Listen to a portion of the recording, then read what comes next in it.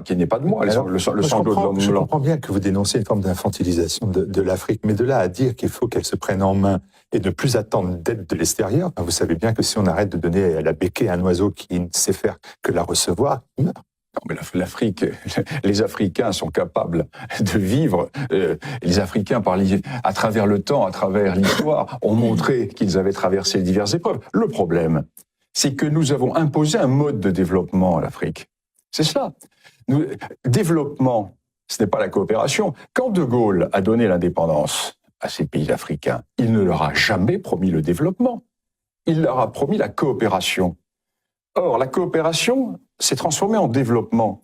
Qui dit développement par rapport à nos modèles.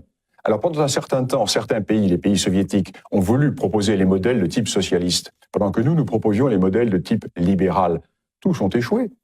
Le drame, c'est que tous ces modèles plaqués sur l'Afrique sont des modèles qui sont des modèles étrangers à l'Afrique. Pourquoi ? Car ce sont des modèles qui reposent sur des expériences individualistes. Or, les Afriques sont des partis communautaires. Vous ne pouvez pas greffer des prunes sur un palmier, même si vous mettez 3 tonnes d'engrais. Le porte-greffe, ça ne fonctionne pas. Les Africains ne sont pas des Européens pauvres à la peau noire. Ils ont leur civilisation, ils ont leur façon de penser. Et ce qui est traumatisant pour l'Afrique, c'est de vouloir les considérer précisément comme des Européens pauvres à la peau noire. Alors, tous les modèles qui ont marché, entre guillemets, chez nous, doivent leur être appliqués. La démocratie, les droits de l'homme, le libéralisme, etc.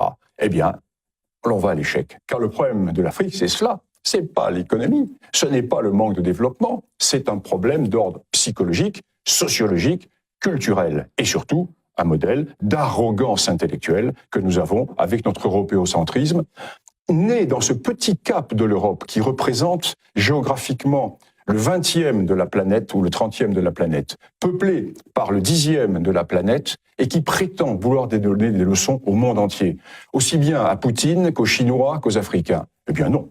Est-ce qu'il n'y a pas